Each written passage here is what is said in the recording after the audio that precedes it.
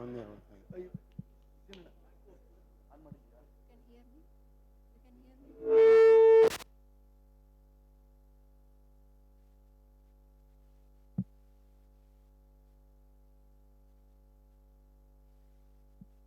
gives me great pleasure to welcome you all for this second part of the lecture series on the general theory of relativity. I won't spend much time in introducing the speaker because the very fact that you are all here means that you have heard him before and you have decided to come and listen to the second part of the series. So I request Professor Vishweshwara to continue with the second part. Professor Vishweshwara.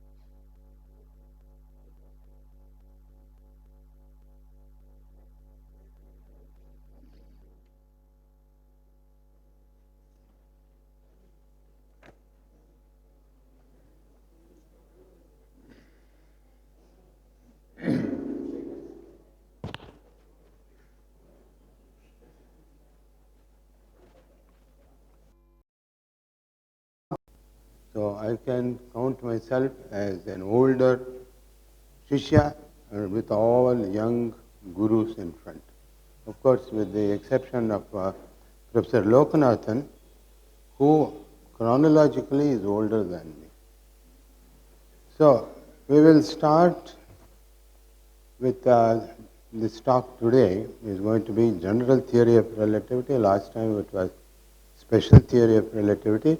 This time it is general theory of relativity, space-time, and gravitation. So, as I said, many of you might have been here last time.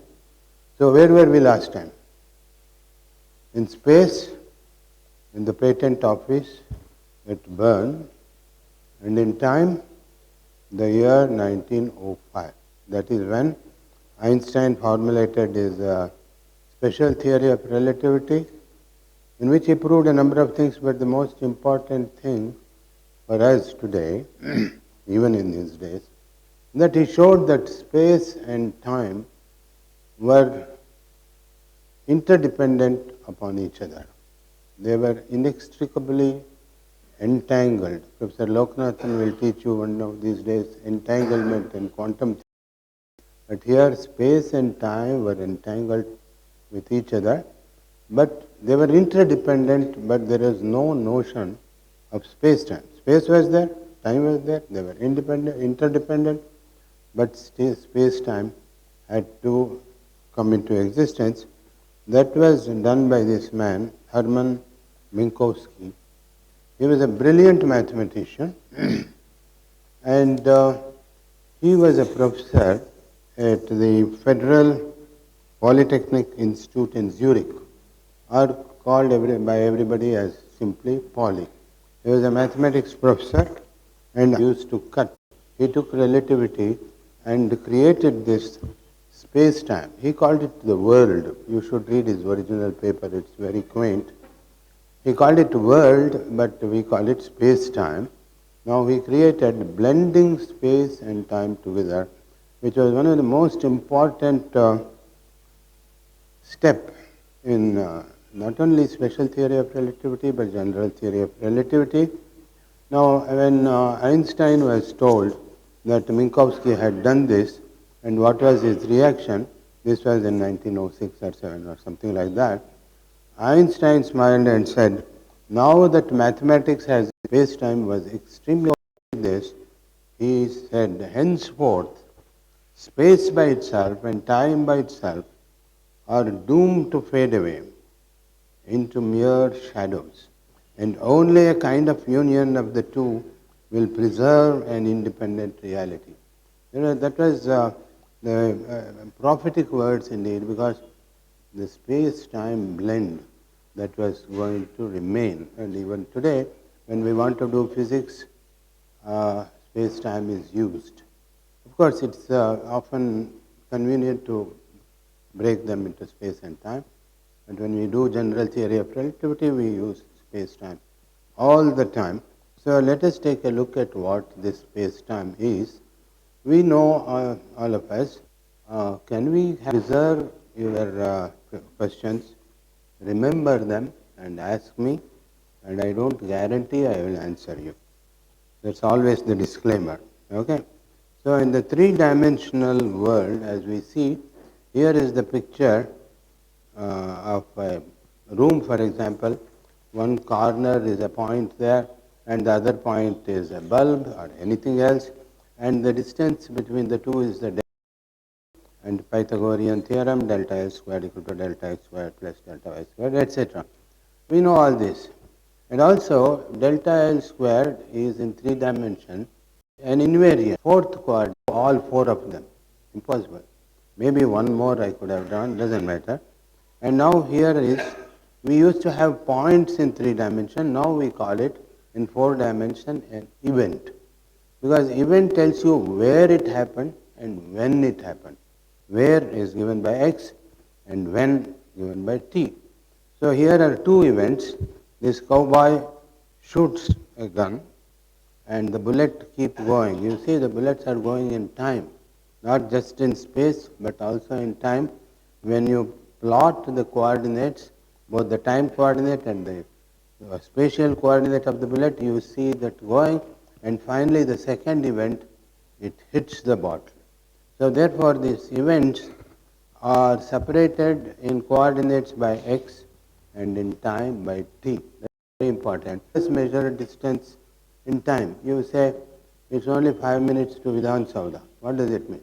The velocity of your walking or your driving. But on the other hand, if you have a traffic jam, your velocity is 0.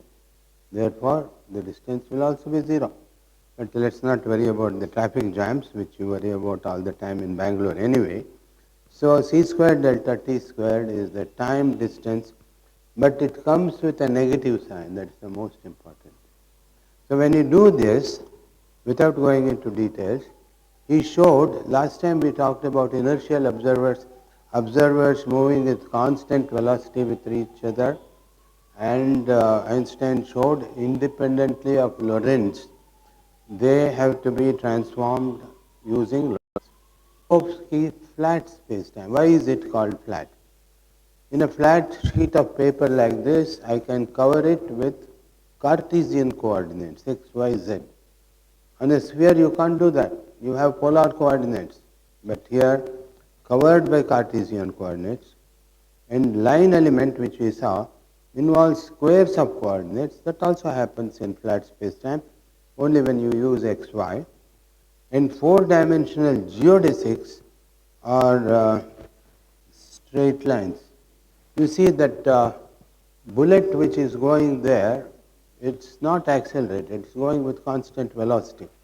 So constant velocity lines one can show are four-dimensional geodesics. What is a geodesic? You all know, right? The shortest distance between 2 points. That is in ordinary space. But a geodesic in 4 dimensions is when you have this 4-dimensional trajectories, which are also straight lines, because you have x equal to vt or something like that, x naught plus vt, which you learn in high school. They are all straight lines, and also they happen to be, we have Everybody believed what he said. One of the things he said, among other things, that heavier objects fall faster than lighter objects. That was believed for a long time until this gentleman came on the scene. Galileo Galilei, that is, and my friend and colleague Madhusudana has pointed out, asking me to point out to you, look at the date of his birth, February 15th, that is today's date. So, very auspicious day. Some planetary conjunction must have been there. Where is Dr. Shailaja? She knows. Okay, I don't know. So exactly 451 years ago, I did the arithmetic correct. 451 years ago, Galileo was born, and it is said that Galileo went up the Tower of Pisa and dropped two objects, one heavier than the other, acceleration. The rolling things along the inclined plane. If you go to Florence, there is a museum, Galileo Museum, where they have preserved his inclined plane. So he might have done that. But even there is also, people think, even that he need not have done. He could have done, once again, it's a Grecian, probably the methodology, by just logic.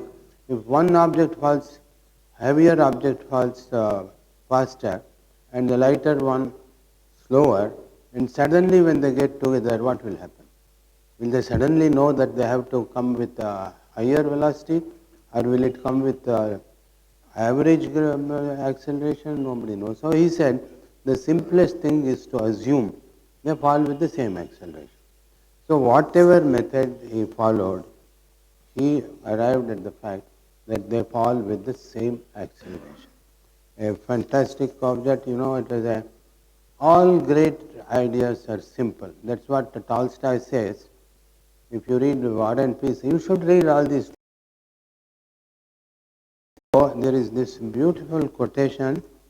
Here is the inclined plane. Go to Florence and look at it. See how beautiful it is. And there is a beautiful quotation here, and I am going to show it to you, beautifully done by Madhusudana. See, coming down. What does it say? Newtonian physics descended from heaven to earth along the inclined plane of Galileo. Isn't that beautiful? That was said by Henry Bergson, French philosopher. I can't help repeating this. There you are. There, Henry Bergson. So, Newtonian physics descended from heaven. By heaven.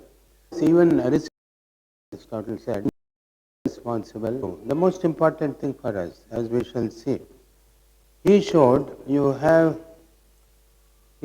gave, as we must have discussed last time, 3 laws of motion, one law of gravitation. With those 4 laws, he could explain everything that was known in his time. Motion of the moon around motion of the planets around the sun, comets, tides. Even Galileo had made a mistake, but he gave the correct explanation. Not only that, the shape of the earth, nobody had thought of that. All that Newton had done. And when you combine, what is the gravitational force? Gmm by r squared. You all remember? Right. And it's such that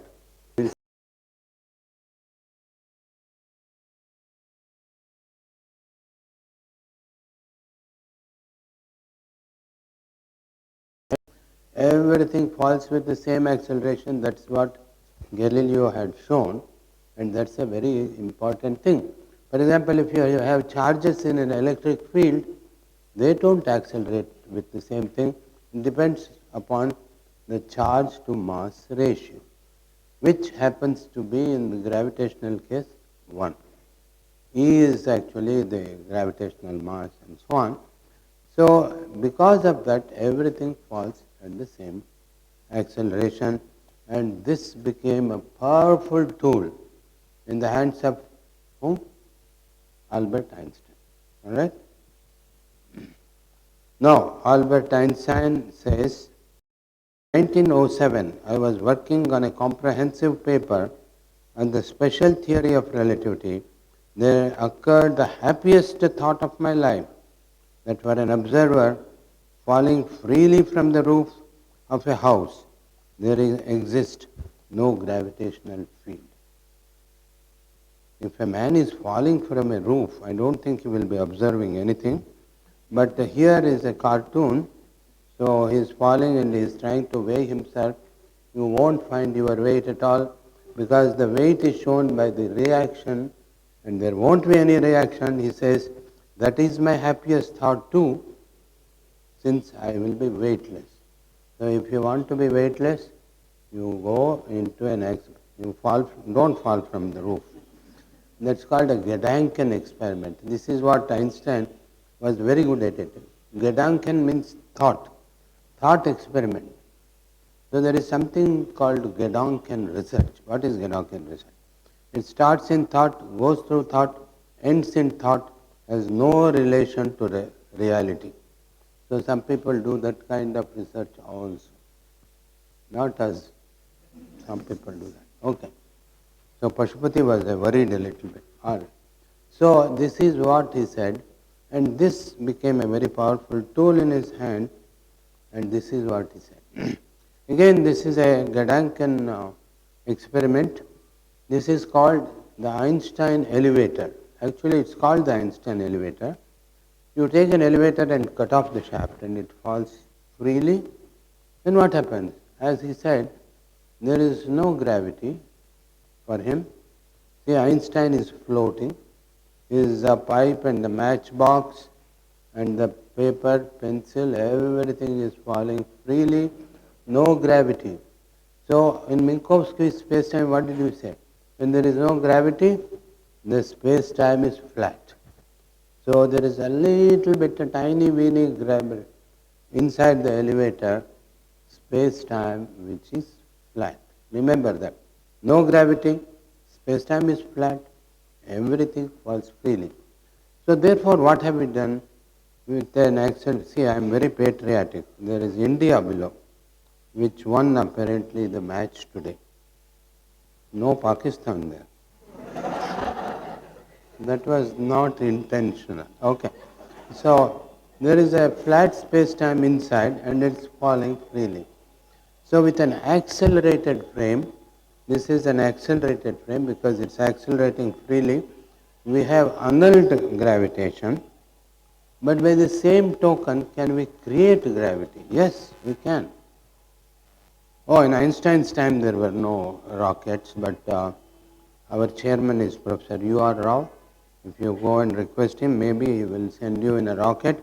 You can do this experiment, drop 2 apples. If it is going up with gravitational, the same acceleration as you come down, you will find gravity because the floor is moving towards you, therefore it falls with the acceleration and you think there is gravity. So gravity has been created. Once again, as you can see below, there is Earth and there is India. So this is ISRO doing this with Einstein inside.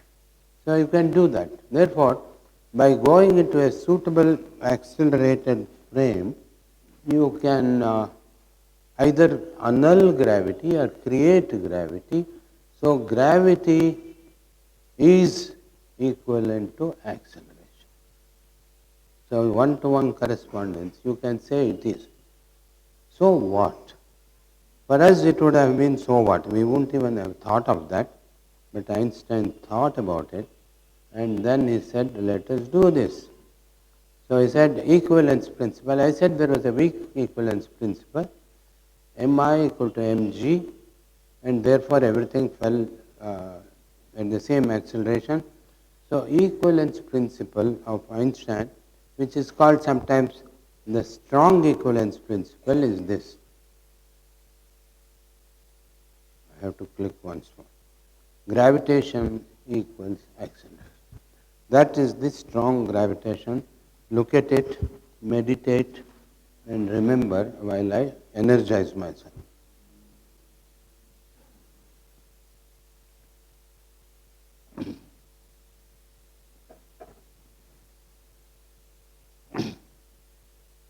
So gravitation is acceleration. That means what he said was, whatever you see in an accelerated frame, you will see exactly the same in an equivalent gravitational field. So once again, he thought of this Gedanken experiment. This is taken from George Gamow's book, little book, beautiful book, Gravity or Gravitation. So if you shine light, usually it goes in a straight line. You agree? But then you do the rocket as we did, let it accelerate. What happens? You have photographic plates here. First it hits at one point. By the time it hits the second one, it would have accelerated. The rocket would have accelerated. It hits at a lower point, again lower point. Then you come down to Earth, and then you develop the films. You see that it had bent. So, if acceleration is equal to gravitation, Einstein said in a gravitational field, light should bend. Fantastic conclusion, all Gedanken. But we must give credit to the father of them all. Who was that? Isaac Newton. He wrote this monumental volume, Principia. Probably it's the greatest book in science ever written, and it will be perhaps the greatest book in science ever written for all times to come. But he also wrote a book, Optics. In that there is a queries, about 33 queries at the end. The first query is, will light bend in a gravitational field? Because he had thought of a corpuscular theory of light. If light is made up of particles, it should bend. But of course, Einstein had a completely different theory, completely different formulation, and this is what he said. And immediately, not yet general relativity, he is using Newtonian gravity and equivalence principle, and he computed, if you have the sun and there is a star and you see the starlight coming near the sun, how much should it bend? This was done on Newtonian physics. Here is a light particle falling, bending. It's a black light particle. 3, it was not verified. So he wrote to this great astronomer in United States, George Hale, whether that can be done in broad daylight. And George Hale wrote back, this is called optimism. George Hale wrote back, sorry, Professor Einstein, it cannot be done. See, this is a blessing in disguise. Once Winston Churchill, when he lost his election, he said it was a blessing in disguise, but most effectively disguised at the time. Same thing happened. It was a blessing in disguise, but Einstein did not realize that. Because later on, as we shall see, if he had given 0.83 was not verified, then things would have changed. And Einstein's general relativity probably would not have been hailed as the greatest theory ever. Okay, now this is what happened. But you see, this was early 1908, it is 1907, that's when he did the calculations after his happy thought. But then there was a gestation period. Always, the Einstein was well known for his gestation period. Even as a child of this, because when he gave the final theory, he talked about local flatness. So, but we are reversing a little bit, taking liberty. I'm sure he must have thought of all these things, nothing new here. So the same thing happens here. It falls, okay, and all these fall and different little space, flat space time, And this is the two-dimensional analogy. Here is Einstein, flat, flat, flat, flat.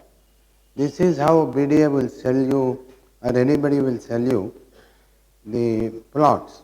They're all flat, they don't say curved. But when you put it all together, you get a curved space. So you see, it's a two-dimensional analogy because although we live in four-dimensional space-time, our awareness is confined to three, our imagination to two, and our viewpoints to only one. So anyway, this is the two-dimensional analogy. Therefore, we have curved space-time, and Einstein was going to introduce his curved space-time, but this is not the only way he came to the conclusion that space-time should be curved. So you can watch that.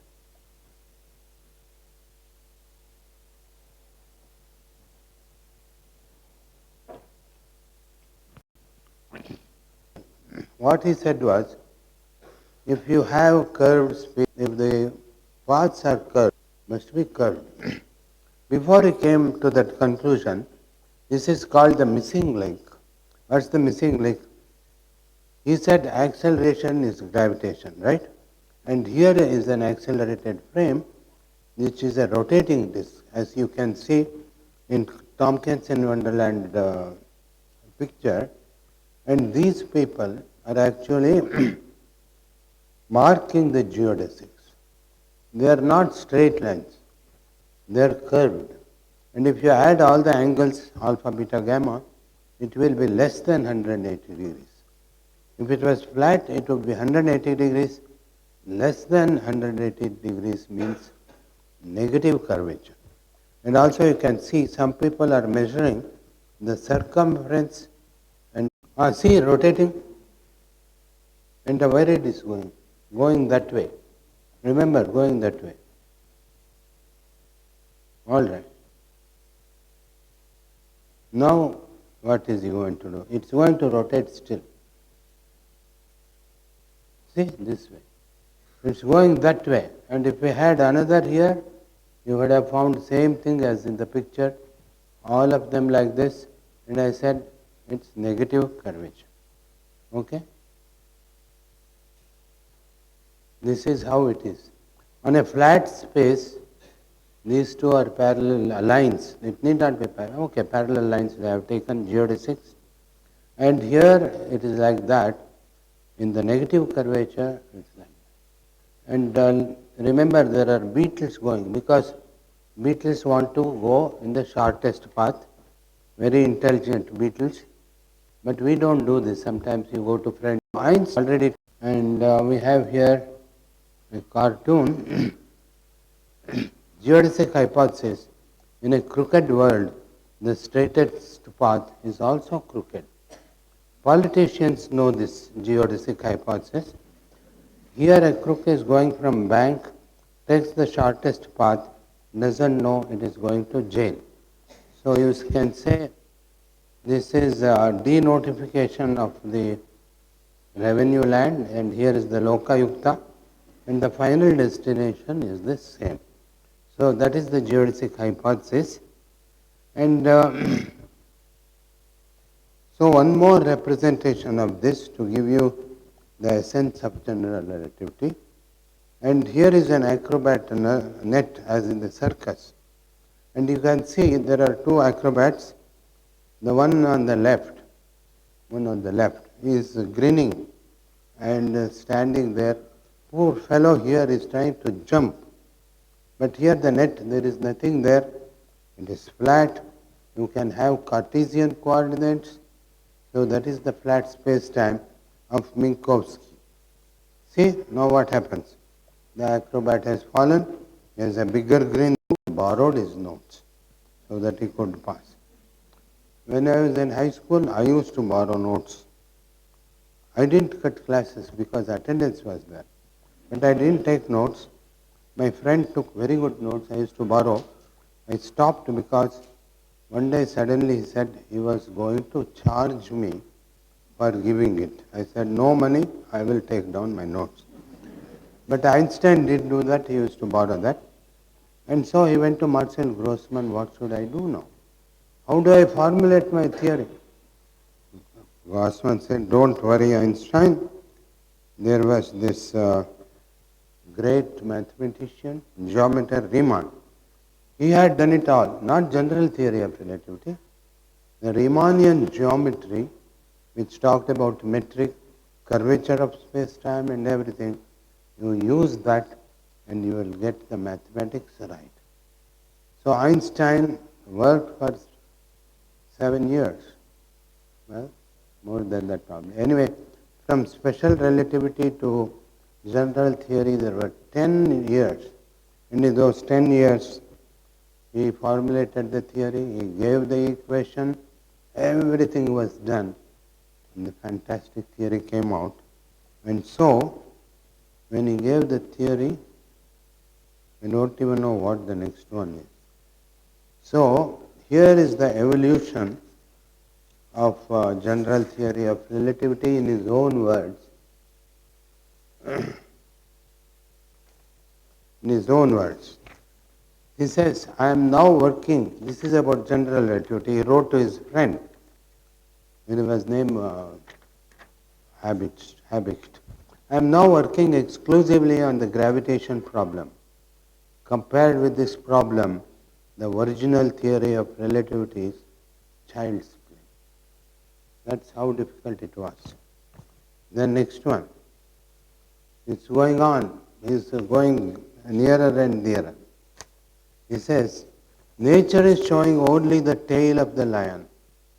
But I have no doubt that lion belongs to it, belongs to the tail. Even though because of its large size, it cannot totally reveal itself all at once.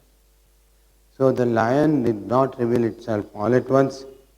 Slowly it revealed itself, and finally he had the lion by the tail and the mane and the ears, everything. So finally when he had it, he said, the theory is beautiful beyond comparison. Hardly anyone who truly understands it will be able to escape the charm of this theory. It was not empty bragging at all. It was not bragging. He was telling the simple truth, as everybody accepted. This is what Newton did too. When you read Principia, there are first two books, or two parts. After he has done the mathematics, physics, the third part is called the system of the world. And he says, I have demonstrated to you, shown to you the mathematics of all this. But with the same mathematical theorems, I will now demonstrate the system of the world. Again, not boast. That's what he does. And that's what he did. Okay? So, the theory was there. He gave the theory.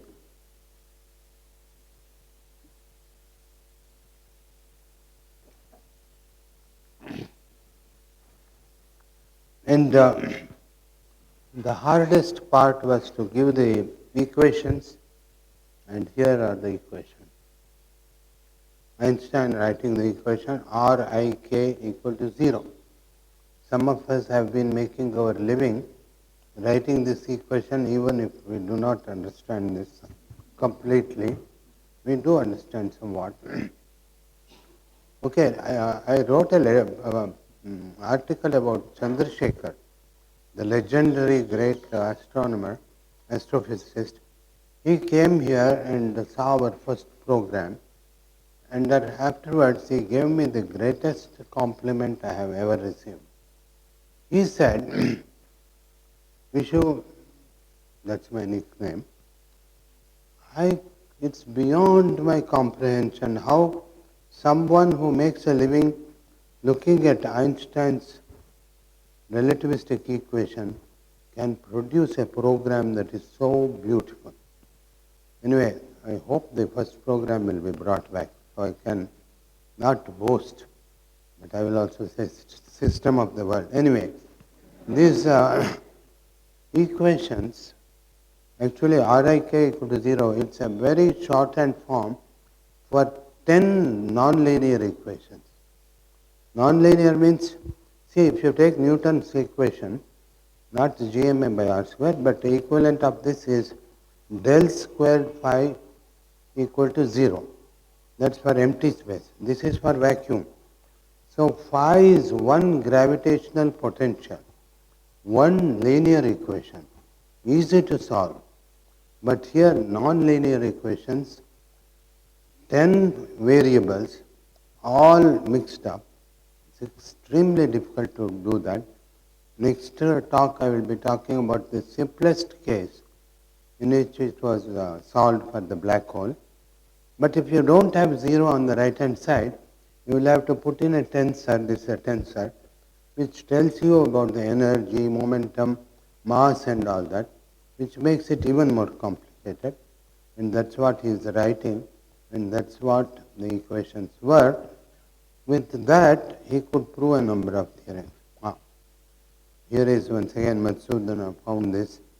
Space-time is curved through Einstein's picture. So, the first application, it's called the 3 classical tests of relativity. This is the precession of the orbit of Mercury. See, the Mercury's orbit doesn't close simply, but each time it precesses. Look at the perihelion, that's the point closest to the sun. It's slightly moving. How much is it? The precession of Mercury orbit is measured to be 5,600 seconds of arc per century. Newton's theory of gravitation, taking into account all the effects of the other planets and so on, predicts a precession of 5,557 seconds.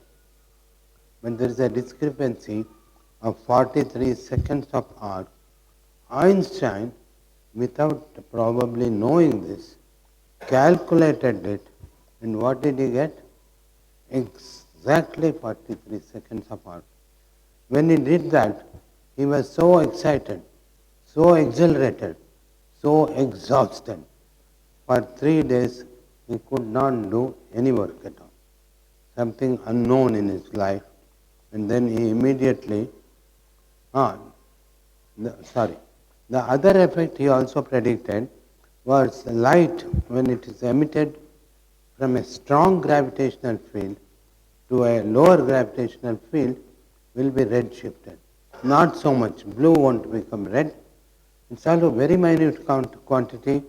In the spectrum of the stars, it was verified, but even terrestrially, it was much later verified also. And finally, there is also the light bending. You remember, way back in 1908, he had calculated and got 8.83 seconds of arc. Now, see that light, now it has become white. It's falling down, and that is heralded by this sound here. That happened to be only 1.75 of arc. How much did he get earlier? But it should have been exactly half of that, 0.875. This is what he got now. Now I told you that it was a blessing in disguise. If they had found 0.85 and then he had given general relativity, somebody would have said, wow, he fudged everything, got a new theory to get this. No. He forgot about this, he gave a new theory and predicted it, and it was verified by Arthur Eddington. He also comes in the story of Chandrasekhar, as some of you know, but he predicted in a total solar eclipse in a small island off the coast of Africa called Principe, or Principe, I don't know. And on the right hand side is the plaque to commemorate that thing. And when this happened, J.J. Thomson, I showed you this. This is the most important result related to the theory of gravitation since the days of Newton. This result is among the greatest achievements of human thought. This result is actually general relativity. So immediately what did Einstein do? As a good son, he wrote a letter to his mother. Dear mother, today I have some happy news. H.A. Lawrence telegraphed me that the English expedition led by Arthur Eddington have really verified the deflection of light by the sun. When this happened, overnight Einstein became world famous. Not only world famous physicist, but probably the most famous person in the whole world. And when this happened,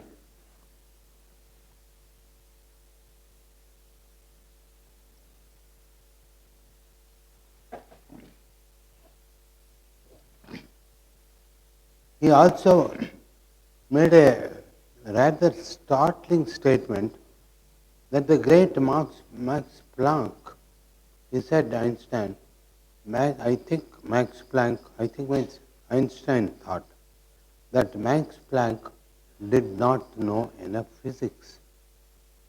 Einstein had great reverence for Max Planck. How can he say?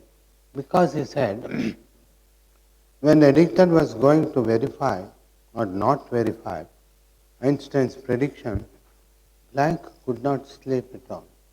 And Einstein said, I had a very nice sleep, whereas Planck spent a sleepless night because he did not have enough faith in the theory.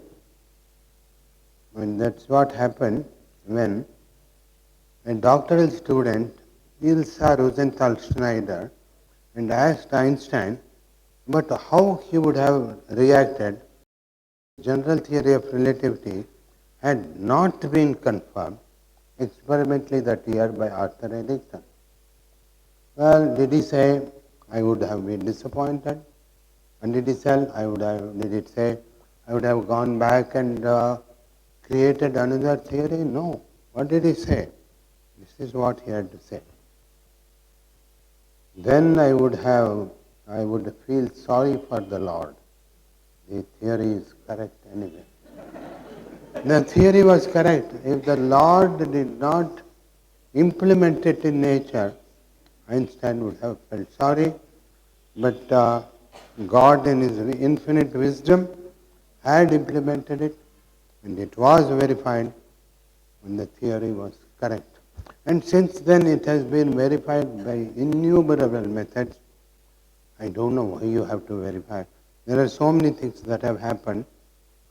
So it is a fully established theory. And so finally, so I have given you some flavor of general relativity, I hope.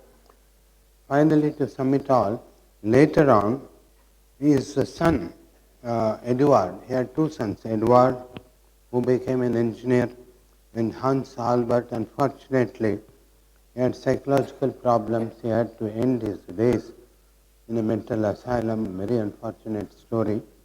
But Edward asked him, why did you become so famous? So Albert Einstein said, when a blind beetle crawls over the surface of a curved branch, it doesn't notice the track it has covered is indeed curved. I was lucky enough to notice what the beetle didn't notice. This was precisely the geodesic hypothesis which laid the heart of general theory of relativity. If you have a curved space-time, so are the geodesics. If the geodesics are curved, space-time is curved, and you have general theory. So here is Einstein in 1916, had become a watchword in every household. He had become overnight completely famous. Now you see, he has all the files neatly arranged. He is Herr Professor Einstein. His hair is combed neatly. It's not the same image we have of unruly hair flying in the air and a floppy sweatshirt, baggy pants, scuffed shoes, without socks. That's how Einstein was towards the end. Look at the shoes, highly polished. And look at the cardigan, everything, nattily dressed, and posing with one arm like that. So, finally, the great Paul Dirac had summed up general theory of relativity. If the special theory hadn't been discovered by Einstein, it would have been discovered within 3 or 4 years by one of three different people. The three candidates he had in mind one was Lorentz, who had given the Lorentz transformation. Second was Poincaré, had come very close to Einstein's theory of relativity. The other was Larmor. He was also thinking along the same line. On the other hand, the theory was in the air. On the other hand, if the general theory hadn't been created by Einstein, then it probably wouldn't have been invented to this day. To this day and probably never. If so, no black holes, no gravitational waves, and no theoretical basis for cosmology. And these are the three things I will be talking about when I am going to talk about theory of relativity next time. Before I conclude, my popular demand means the behest of my friend and colleague Madhusudana. He says I have to go back 3 centuries before Newton and go back in history to one Gurutvananda. This is research into ancient Indian legacy. Apparently, this Sri Gurutvananda. I don't know how many Sris you can add. Some people, Swamiji, say Sris also. Somebody, Sri Ravi Shankar. Maybe he had n number of them. I don't know. Anyway, this Gurutvananda apparently had discovered Newtonian gravity 300 before Newton and he gave it in Sanskrit. I should refresh my memory about Gurutvananda.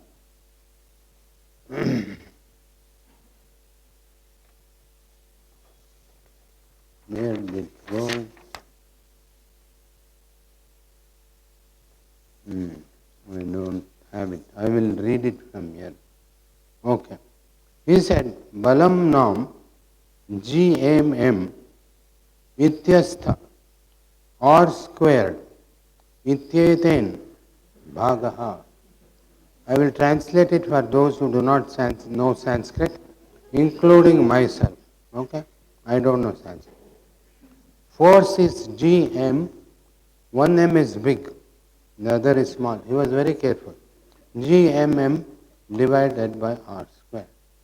But you see, when Newton discovered it, there were a lot of apple trees. In his own house, there was apple tree, and Stukeley, who was a medical doctor, his friend, he was the first biographer. He says, Newton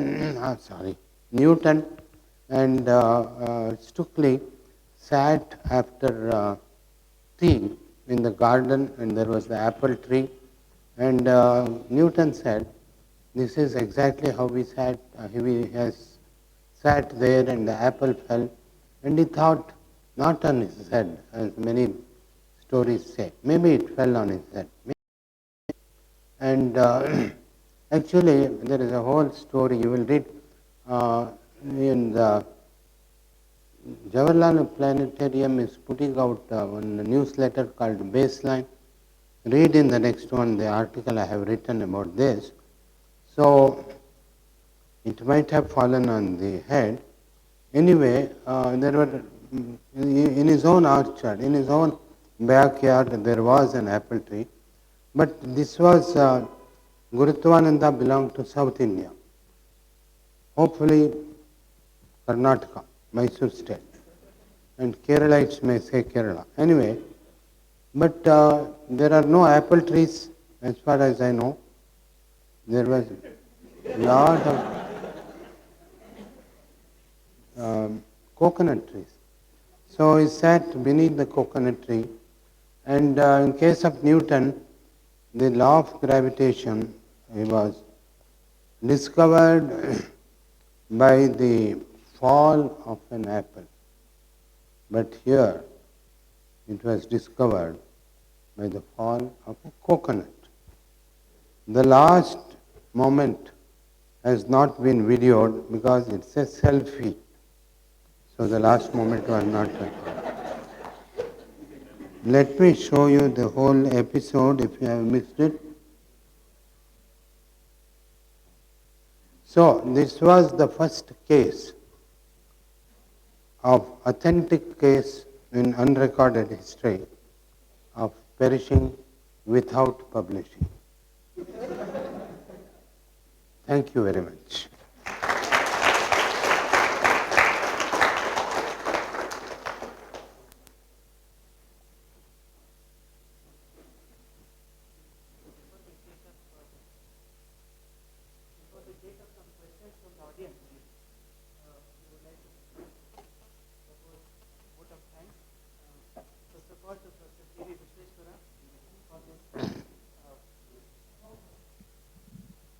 First of all, we would like to thank Professor C.V. Vishweshwara for this very insightful and brilliant talk. Insightful on two counts. One, for providing insight into this wonderful but a very difficult subject. And second, for inciting all of us to read more about the subject and derive pleasure at a higher level. Thank you very much, sir. Then we would like to thank Messrs. Video Hut Productions, who have not only made the video coverage possible, but have made all the arrangements for the live streaming on our website. And in addition to hundreds here, thousands would have enjoyed the talk elsewhere. So thank to Messrs. Video Hut Productions.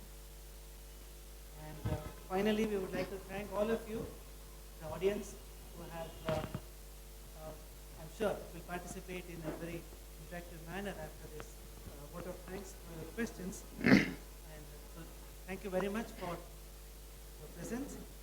And finally, we end with